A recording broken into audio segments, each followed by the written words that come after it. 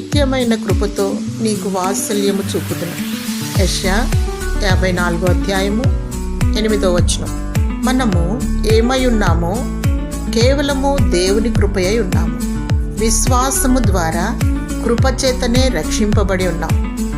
అయ్యా, తండ్రి, అబ్బా అని పిలిచే అర్హత దేవుడు అనుగ్రహించాడు. ప్రభువైన యేసుక్రీస్తు కృపా సత్య సంపూర్ణుడు.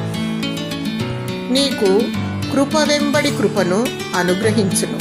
నీ పట్ల దేవుని కృప అధికమవును. లోకానికి వేరే దేవుని కొరకు పరిశుద్ధత కలిగి పునరుద్ధాన రాకడ కొరకు సిద్ధపడుతూ ఉండాలి. అనాది కాల సంకల్పము చొప్పున జగత్పునాది వేయబడక ముందే దేవుడు నిన్ను ఏర్పరచుకున్నాడని ఎరిగి బహునిష్టగా దేవునికి ఇష్టంగా జీవించాలి. అధైర్యపడకు, నీవు ఒంటరి వాడివి కావు. నీ పక్షాన దేవుడున్నాడు. నిన్ను అనాథగా విడువడు. శాశ్వతమైన ప్రేమతో నిన్ను ప్రేమించుచున్నాడు. దేవుడు తన వాత్సల్యమును, కృపను చూపుచున్నాడు. ఆయన నీ పట్ల ఆయన ఒక్కరే నమ్మదగిన దేవుడు.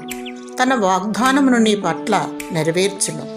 జీవగ్రంథమందు నీ పేరు లిఖింపబడిన నిన్ను వరుడు తన రథములో కొనిపోబడును. దేవుని స్తుతించు. దేవుని కృప నీకు తోడై ఉండును గాక. ఆమేన్.